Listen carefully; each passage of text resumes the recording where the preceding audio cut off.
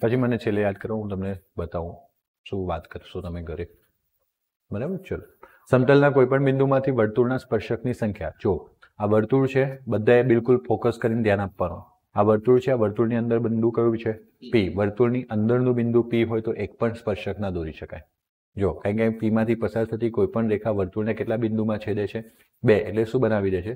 છેદિકા. શું બનાવી દે છે? છેદ. પણ જો વર્તુળ પરનું બિંદુ હોય, વર્તુળ પરનું બિંદુ હોય તો વર્તુળ પરના બિંદુમાંથી એક જ સ્પર્શક દોરી શકાય. કેટલો સ્પર્શક દોરી શકાય? એક જ. તો વર્તુળના અંદર આવેલા બિંદુમાંથી કોઈ પણ સ્પર્શક ન મળે, પણ વર્તુળના બિંદુમાંથી એક અને માત્ર એક જ દોરી શકાય. પણ જો વર્તુળનું બહારનું બિંદુ હોય, કેટલું બિંદુ હોય? તો બહારના બિંદુ પી માંથી 2 સ્પર્શક દોરી શકાય, PT1 અને PT2.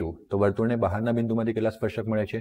2. બહારના બિંદુ પી અને વર્તુળ સાથેના સ્પર્શ બિંદુને જોડતા રેખાખંડની લંબાઈને પી થી વર્તુળના સ્પર્શકની શું કહેવાય? પી થી લઈને T1 સુધી આ સ્પર્શ બિંદુ છે, ત્યાંથી અંતર PT1 અહીંયા PT2 અંતર જે છે એ સ્પર્શ લંબાઈ કહેવાય. કઈ લંબાઈ કહેવાય? સોરી, સ્પર્શકની લંબાઈ કહેવાય. કઈ લંબાઈ કહેવાય?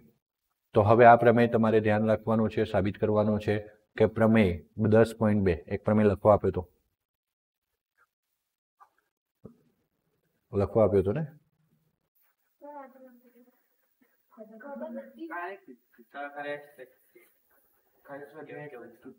અને મેં રોજ એકવાર લખવાનું કીધું છે આવતા અઠવાડિયા સુધી. બરાબર. એ કાગળમાં લખવાનું મને જમા કરાવવાનું. હા, પ્રમેય કાલનો જો જે દિવસે હું પ્રમેય ચલાવું કોઈ પણ ચેપ્ટરમાં, છઠ્ઠામાં બી ચલાય, હા તો ચાલશે. પેજમાં લખો મને કોન્ફિડન્સ રહે ને, રોજ લખો છો. અરે એ ચાલશે. બરાબર. રોજ એકવાર લખવાનું અઠવાડિયા સુધી. ગૌ પ્રમેય 10.1 સોમવાર સુધી લખવાનું છેલ્લે. અને આજે મંગળવાર છે, આજે મંગળવારથી ચાલુ થયો તો મંગળવાર સુધી 10.2 લખવાનું રોજનો એકવાર. હા, 2 પ્રમેય લખવાના રોજના. ક્લિયર બેટા? બેટા ક્લિયર ને? આપણે પ્રમેયમાંથી કેટલા માર્ક્સ લેવાના છે? 5 માર્ક્સ લઈને પાસ થવાનું છે. 5માં પાસ ના થવાય પણ 5 ત્યાંથી તો લાવવા પડશે ને. એમ વર્તુળના બહારના બિંદુમાંથી વર્તુળને દોરેલા સ્પર્શકની લંબાઈ કેવી હોય? સમાન. જો પક્ષની અગર વાત કરીએ, પક્ષ એટલે તમને શું આપેલું છે? તો કે O કેન્દ્ર વાળું વર્તુળ, આ O કેન્દ્ર વાળું વર્તુળ છે અને વર્તુળની બહાર બિંદુ P તમને શું કરેલું છે? આપેલું છે. હા કે ના? ઓકે. હવે આપણે P માંથી વર્તુળને 2 સ્પર્શક દોરીશું. એક PQ છે, બીજો કયો છે? PR. બરાબર. એ PR આપેલા છે એટલે આટલા સુધી શું થઈ ગયું? પક્ષ. અને હવે અહીંયા આપણે શું લખીશું? સાધ્ય. સાધ્ય શું છે? PQ બરાબર PR. અને હવે શું લખીશું? સાબિતી. તો આ માટે આપણે શું કરીશું? OP, OQ, OR આને જોડીશું. ખૂણો OQP અને ORP, આ જે OQP છે આપણે પ્રમેય 1 ભણ્યા હતા ને, આ બંને એકબીજાને કેવા હોય? લંબ. અને ORP આ પણ એકબીજાને કેવા હોય? લંબ. આ બંને કાટખૂણા છે કારણ કે તે સ્પર્શક, PQ સ્પર્શક છે, PR સ્પર્શક છે અને OR અને OQ ત્રિજ્યા છે. તો સ્પર્શક અને સંગત ત્રિજ્યા વચ્ચેના શું છે? ખૂણા. બરાબર. આ કોના આધારે લખ્યું? તો કે પ્રમેય 10.1 ના આધારે. હવે આપણી જોડે 2 કાટકોણ ત્રિકોણ છે, PQO. બીજો ત્રિકોણ કયો છે? PRO. તો 2 કાટકોણ ત્રિકોણ PQO લખો યા OQP લખો, PRO લખો અથવા ORP લખો, સરખું જ છે ને? ઓકે. એમાં આપણને ખબર છે કે આ O થી લઈને Q અને O થી લઈને R બંને સરખી છે કારણ કે એક જ વર્તુળની શું છે? આ પણ લખવાનું છે. OP બરાબર OP, બંનેમાં OP આવે છે કોમન, સામાન્ય બાજુ. હા કે ના? અને આ કાટખૂણો છે. અને આપણે લખીશું, લખ્યું નથી આ લોકોએ, આપણે લખીશું OQP બરાબર ORP બરાબર 90 અને અહીંયા લખીશું, અહીંયા લખી દઈશું કાટખૂણા. શું લખીશું? કાટખૂણા. અને પછી બાજુ OP શું છે? તો કે કર્ણ અને ખૂણો. તો કાટખૂણો, કર્ણ અને બાજુ. શું પ્રમેય થયો? કાકબા. કાકબા શરત અનુસાર આ જે ત્રિકોણ OQP છે તો અહીંયા જો Q ની સામે R, તો Q ની સામે શું છે? R. Q ની માટે R હોય તો O ની લઈએ શું વધ્યું? ઓ, તો ઓ માટે ઓ, બાકી શું બચ્યું? પી. તો ઓક્યુપી સમરૂપ ત્રિકોણ, આમ તો સમરૂપ નથી, એકરૂપ ત્રિકોણ ઓઆરપી છે. અને આમ અહીંયાથી પીક્યુ લો તો અહીંયાથી શું આવે? પીઆર. તો પીક્યુ બરાબર એકરૂપ ત્રિકોણોના અનુરૂપ ભાગ સરખા થાય, આવું ધોરણ 9માં ભણ્યા છો. નથી, એ સાબિત કરવાનું છે. પીક્યુ બરાબર પીઆર શું કરવાનું છે? સાબિત કરવાનું છે. આ પ્રમાણે સાબિત થયું કે બંને સ્પર્શક પીક્યુ અને પીઆર કેવી લંબાઈના છે? સરખી લંબાઈના. આપણે ખબર છે ને, રચનાઓ ભણ્યા કે નહીં? એ રચનાઓમાં આપણે સાબિત કર્યું હતું, યાદ છે તમને? હા કે ના? રચનાઓમાં આપણે માપન પણ કર્યું હતું કે નહોતું કર્યું?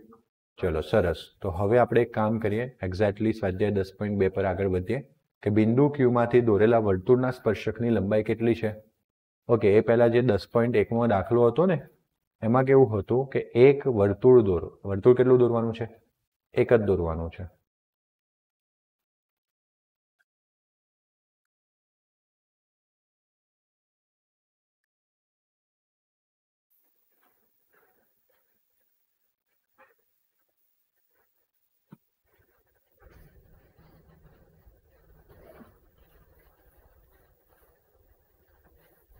ઓકે, વર્તુળ કેટલું દોરવાનું છે? એક. જે પૈકી હવે છે ને, આ જે પૈકી છે ને ત્યાંથી જ કન્ફ્યુઝન છે. આ લોકો ઇંગ્લિશનો ક્વેશ્ચન જ્યારે ગુજરાતીમાં ટ્રાન્સલેટ કર્યો હોય ને, ત્યાં ઇશ્યુ કરે છે.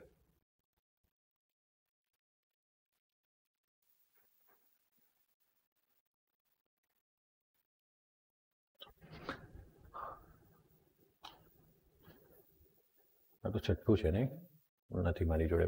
ચલો છોડો. જે પૈકી વર્તુળનો એક સ્પર્શક અને બીજી વર્તુળની છેદિકા છે. જે પૈકી એ બે રેખા માટે છે. બે રેખાઓ એવી છે કે જે એમાંથી એક વર્તુળનો શું છે? સ્પર્શક, અને બીજું વર્તુળની શું છે? છેદિકા. માનો કે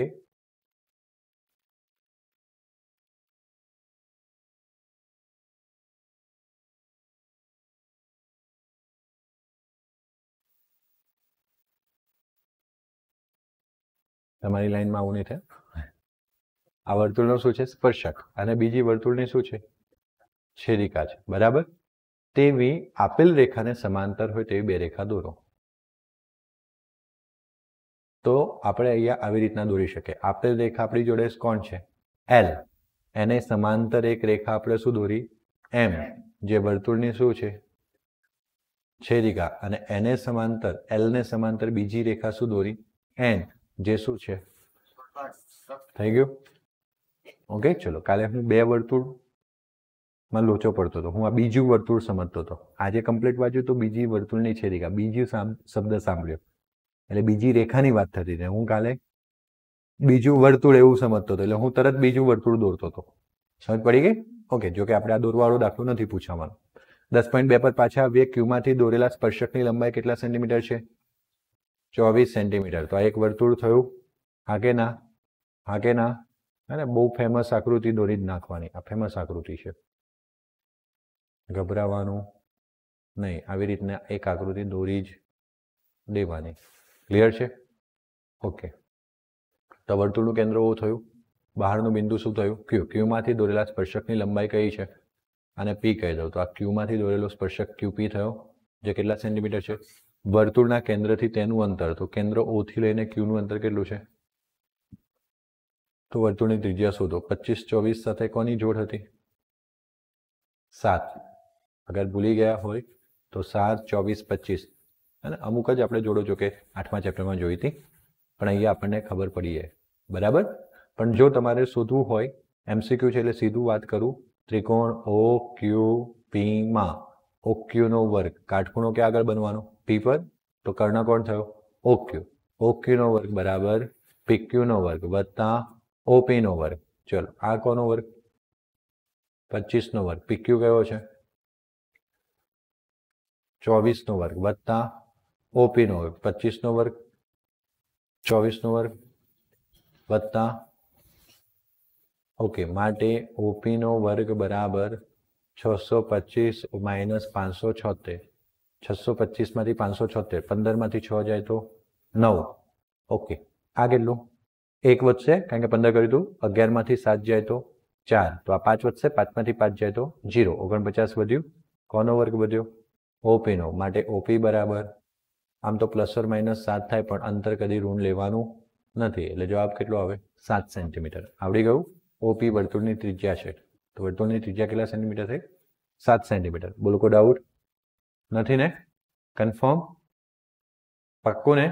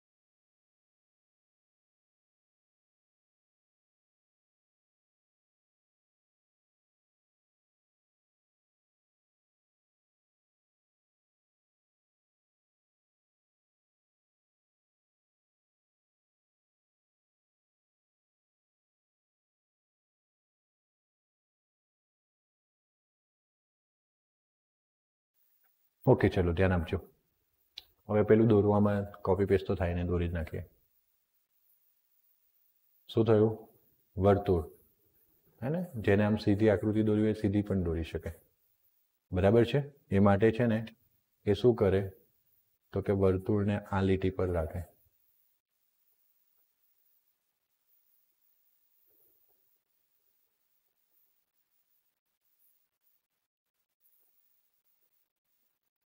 ઓકે એના માટે બીજી વસ્તુ પણ થઈ શકે કે સૌથી પહેલા શું દોરી દેવાની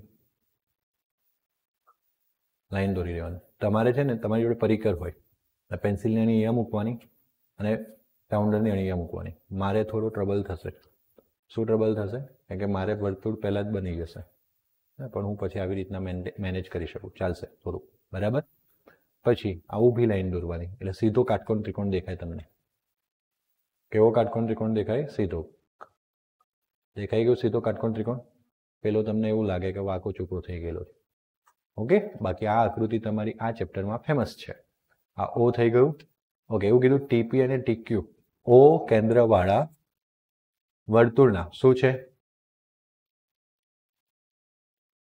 હા વાંધો નહીં હું દોરી દઉં છું વર્તુળના બે સ્પર્શકો છે તો ટીમાંથી આ ટી બિંદુ છે એમાંથી એક શું થઈ ગયો ટીપી હજુ બીજો સ્પર્શક દોરવો પડશે દોરી દઈએ આ શું થઈ ગયું બીજો સ્પર્શક થઈ ગયો બરાબર તો આ થઈ ગયું ટીક્યુ બે સ્પર્શક થઈ ગયા હવે ખૂણો પી ઓ ક્યુ આ વાળો ખૂણો તમને આપેલો છે ઓકે આ વાળો ખૂણો કેટલો આપેલો છે 110 ડિગ્રી તો બંને સ્પર્શકો છે ઓકે તો પીટી ક્યુ શોધવાનો છે પી ટી ક્યુ ખૂણો તમારે શું કરવાનો છે શોધવાનો છે ક્લિયર તો સમજવાનું કે આ બે ત્રિકોણ એકરૂપ થવાના કે નહીં થવાના કારણ કે આ બે કોમન બાજુ છે હા કે ના બંનેમાં છે ટીઓ છે કે નહીં અને તમે એવું સાબિત કર્યું કે ટીક્યુ જે છે અને ટીપી જે સ્પર્શક છે બંને સ્પર્શકની લંબાઈ કેવી હોય સરખી સાબિત કર્યું કે નહીં હવડા પ્રમેય અને આ ઓક્યુ ત્રિજ્યા છે ને ઓપી પણ શું છે ત્રિજ્યા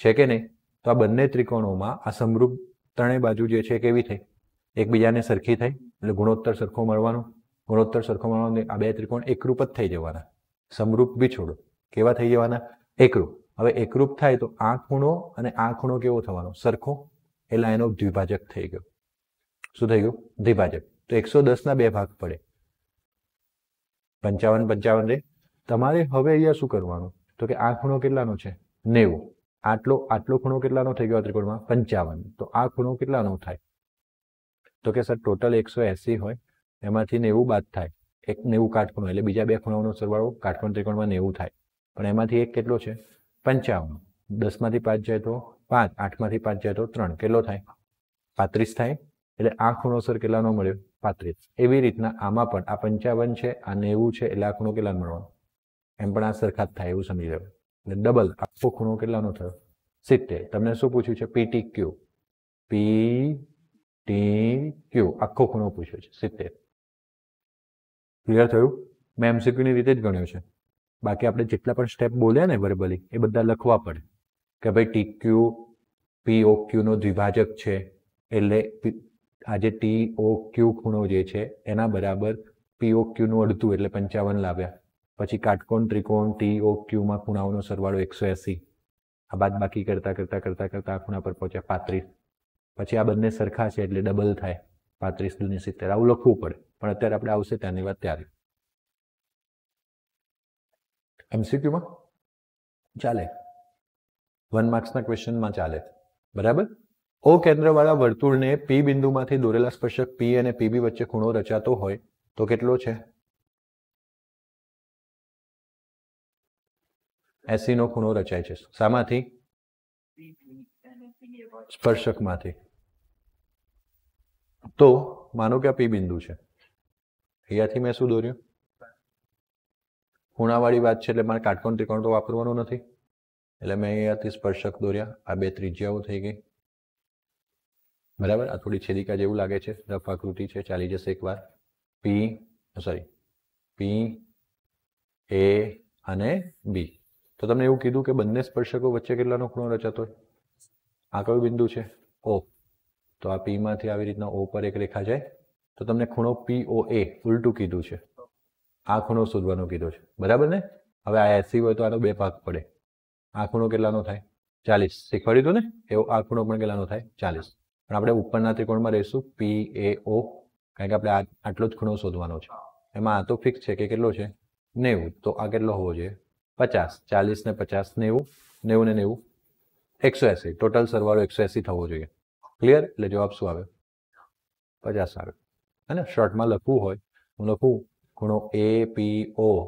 બરાબર 1/2 ખૂણો APB જો એ આંગળી ફેરવવાની PO આ અડધો ખૂણો થયો આખો ખૂણો કયો હતો APB એનો અડધો થાય તો અડધો કેટલો થાય તો કે 1/2 80 તો કેટલો થાય તો કે 40 પછી એ ત્રિકોણ PAO માં ખૂણો P વત્તા ખૂણો A વત્તા ખૂણો A બરાબર ખૂણો બરાબર 180 તો આ P આગળ કેટલો ખૂણો બન્યો 40 બન્યો A આગળ કેટલો બન્યો 90 બન્યો O તમારે શોધવાનો છે શું કરવાનો છે માટે આ કેટલું થઈ ગયું 130 થઈ ગયું જ્યાં જાય તો જવાબ શું વધ્યો જે O છે એને POA કહીશું ને સોરી 180 માંથી 30 જાય શું જવાબ વધ્યો 50 આવડી ગયું પાક્કું ને ઓકે હવે ખાસ સમજવા જેવું છે સાબિત કરો કે વર્તુળના વ્યાસના અંત્યબિંદુએ દોરેલા સ્પર્શકો પરસ્પર કેવા છે સમાંતર છે તો આ સાબિત કરવા માટે સૌથી પહેલા એક આકૃતિ લેવી પડશે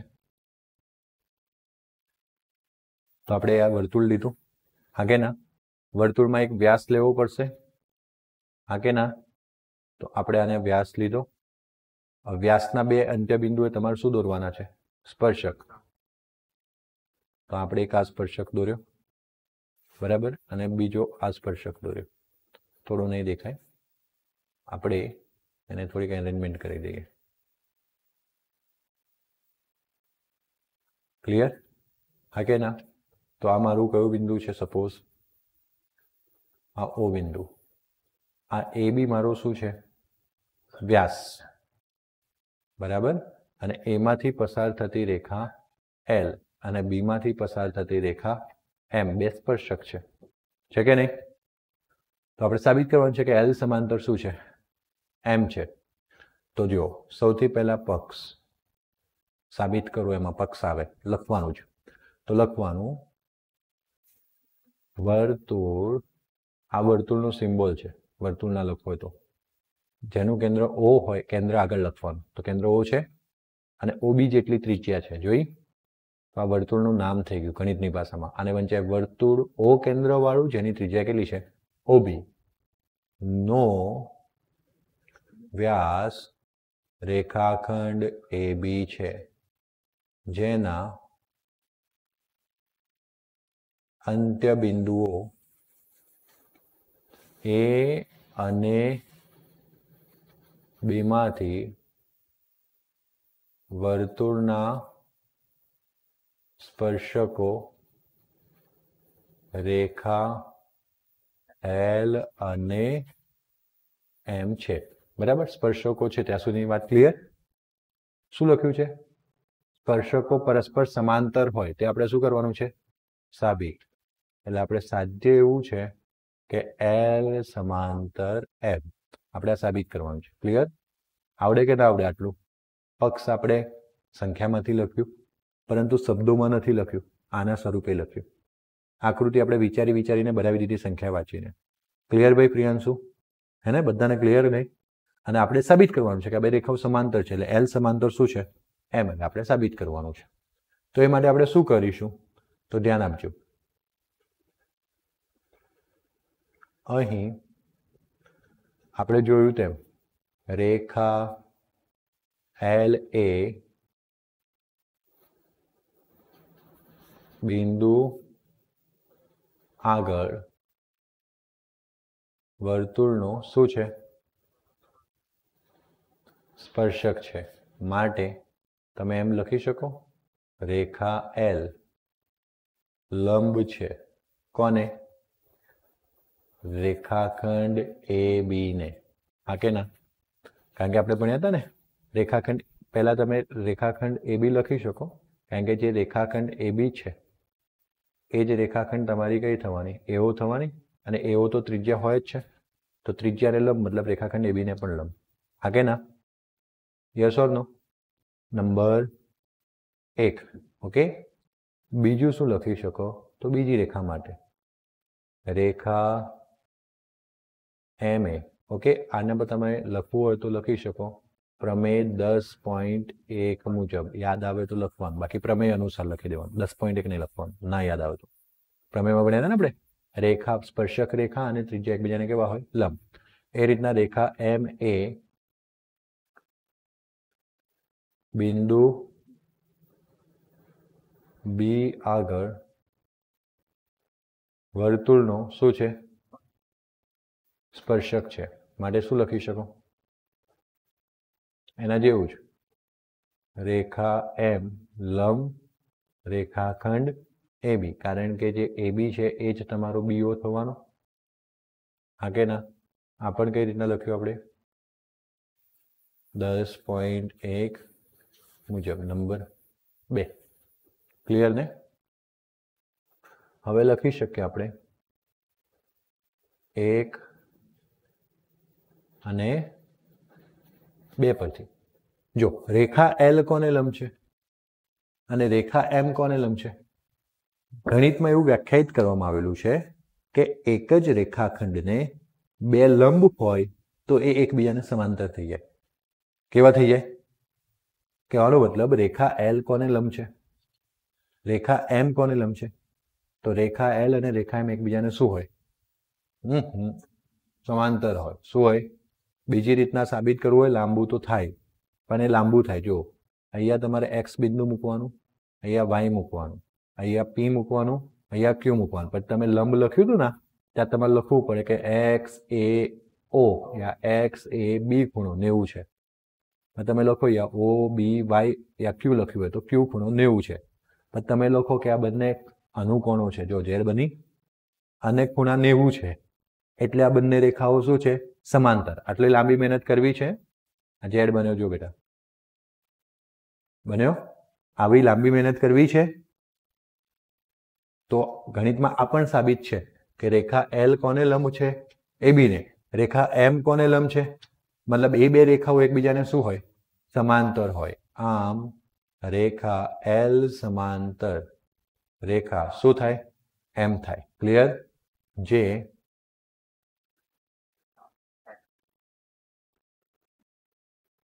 કે અઘરું હતું? બોલો.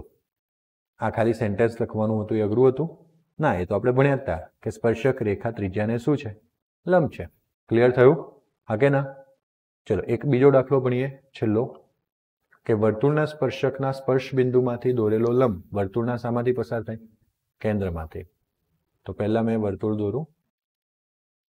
હા કે ના? હવે એવું કીધું સ્પર્શકના સ્પર્શ બિંદુ, તો હું અહીંયા શું લઈ લઉં?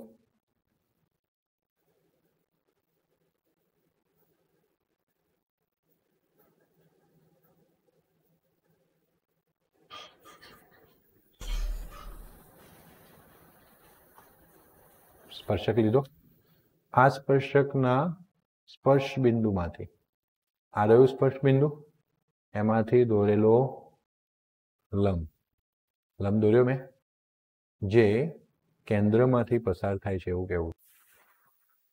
શામાંથી પસાર થાય છે એમ કેવું છે? કેન્દ્રમાંથી.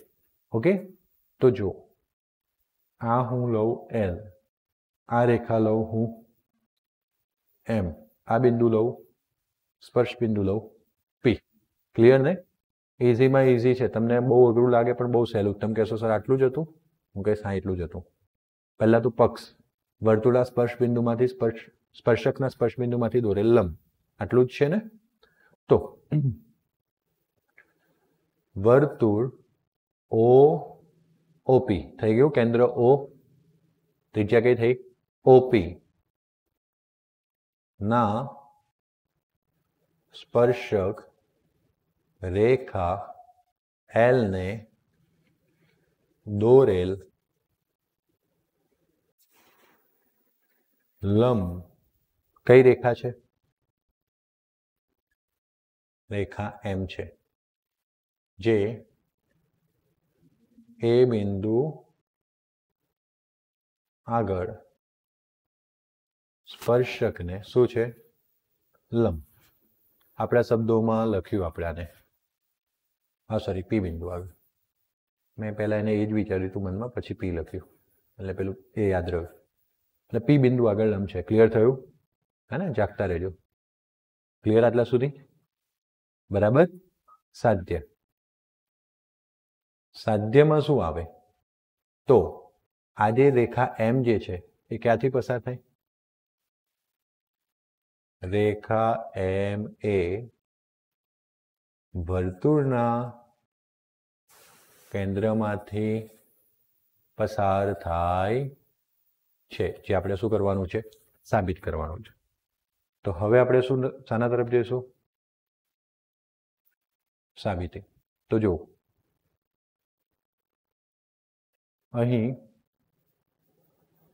સ્પર્શ બિંદુ P માંથી વર્તુળને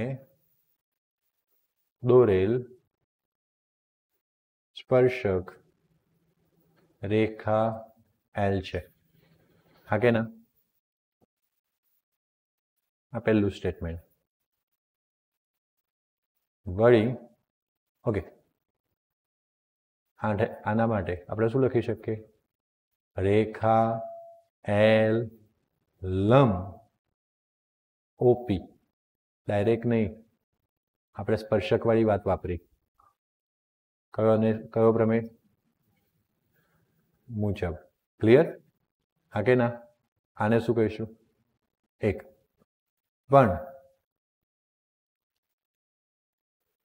પણ તમને ખબર છે કે રેખા L ને